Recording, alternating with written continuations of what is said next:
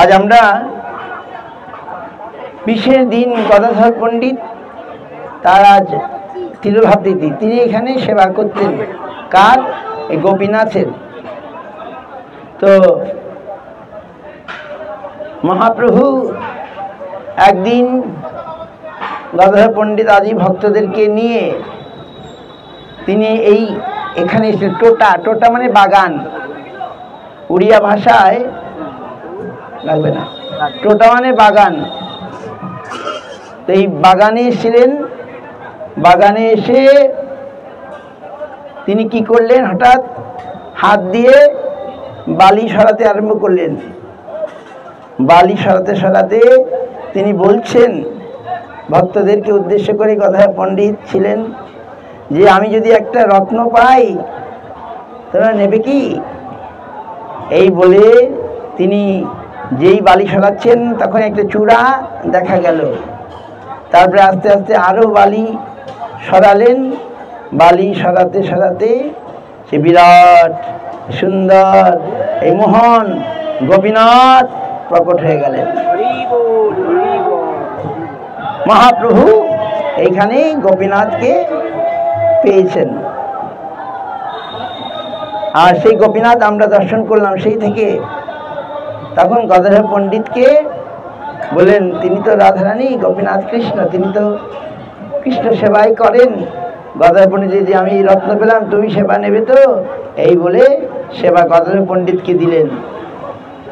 আর গদাধর পণ্ডিত এখানে ক্ষেত্র সন্ন্যাস, তিনি তো মহাপ্রভু ছাড়া কিছু জানেন না।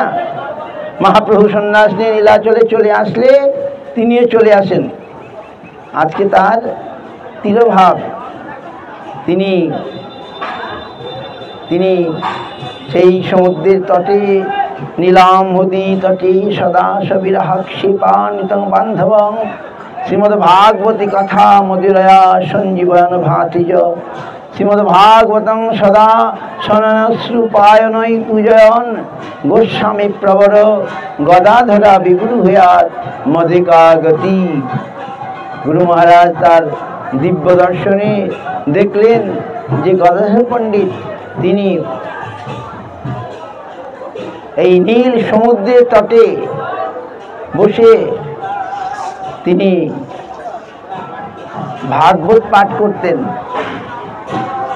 আর এখানে নিজেই সদা মহাপ্রভু স্বয়ং তিনি কৃষ্ণ, তিনি আজ নিজের বিরহে তিনি কৃষ্ণ অনুসন্ধান করছেন। ভক্ত ভাব অঙ্গীকার করে তিনি ক্ষিপ্ত হয়েছেন, পাগলের মতো হয়ে আছেন। তিনি এই ভাগবত কথা পান করে, মানে মদিরা যেন মদের মতো, তিনি সেই ভাগবত কথাকে পান করে বল পাচ্ছেন সদা।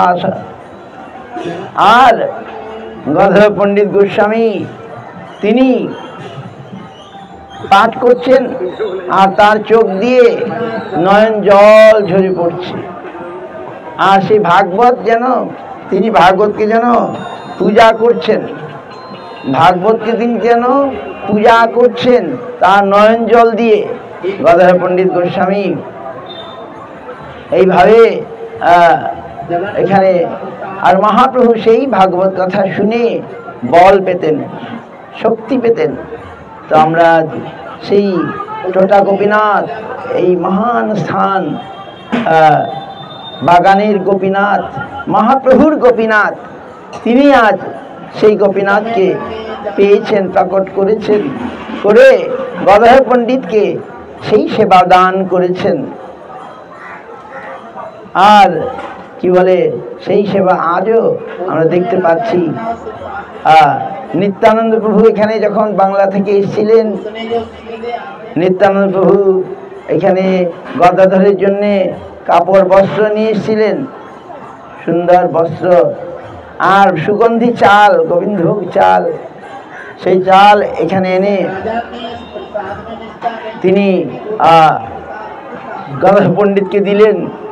গদাধর পণ্ডিত সেই অন্ন আর এই টোটা মানে বাগানের শাক রন্ধন করে ভোগ দিলেন।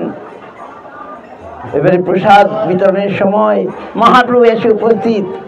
যে নিত্যানন্দের তণ্ডুল আর গদাধরের পাক রন্ধন আর গোপীনাথের প্রসাদ, আমার কি এতে ভাগ নাই?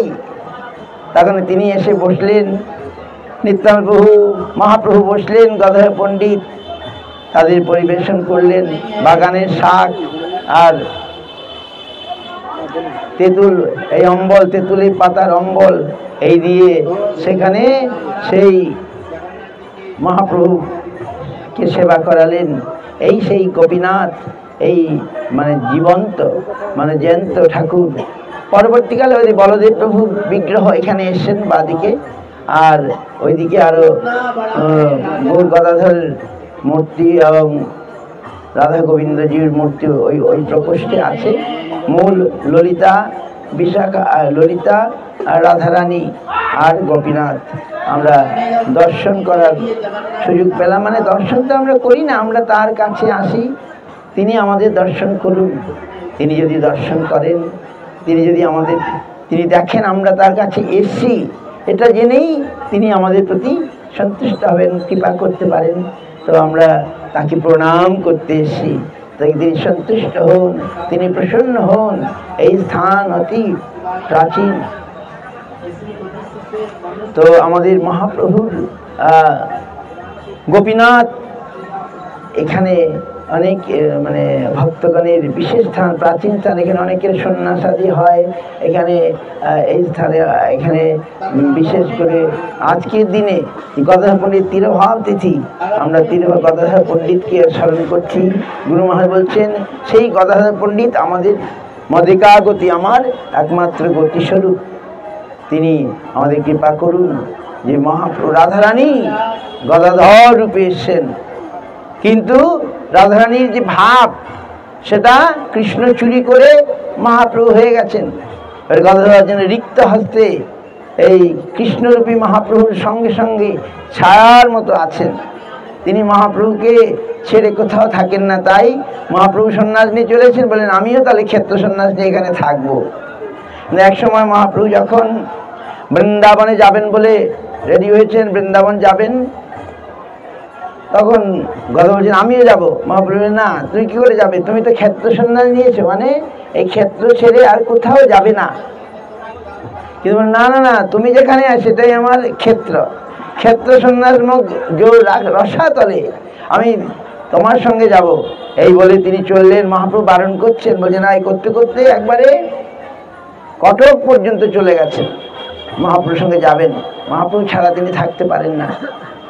কিন্তু শেষে মহাপ্রভু বললেন, তুমি কি চাও? তুমি আমার সন্তোষ চাও না অন্য কিছু চাও? গদাধর পণ্ডিত তিনি তো মহাপ্রভুর সন্তোষই চান। আমি তোমার সন্তোষ চাই। বলে তাহলে তুমি ফিরে যাও। তখন গদাধর পণ্ডিত একবারে অচৈতন্য হয়ে পড়লেন। তারপরে ভক্তগণ সার্বভৌম ভট্টাচার্যের সঙ্গে আবার তিনি কটক থেকে ফিরে আসলেন।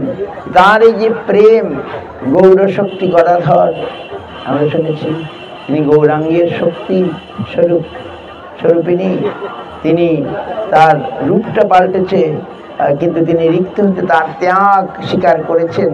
তো শ্রী গদাধর পণ্ডিত তিনি রাধারানী স্বরূপ, তাকে অনেকেই ভক্তিবিনোদ ঠাকুর গৌর গদাধরের সেবা করতেন।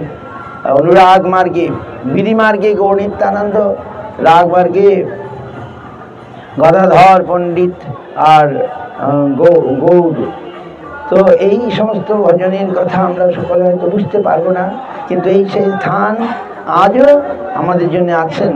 তাই আমরা ভক্তিবিনোদ ঠাকুর এখানে থাকতেন ওই যে ভক্তি কুটিরে, আর তাকে দেখে গদাধর পণ্ডিত এখানে তখন ঘর বাড়ি কিছু ছিল না, তিনি ওই গোপীনাথ কীর্তনটি রচনা করেছিলেন। তিনি গোপীনাথ বলে ডাকতেন।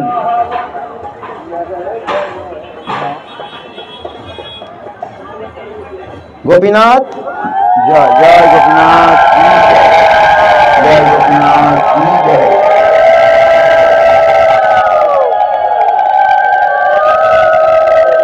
জয় রাধা গোপীনাথ জয়। গোপীনাথ মম নিবেদন শুন, মম নিবেদন, মম নিবেদন শোনো গোপীনাথ মম নিবেদন শোনো।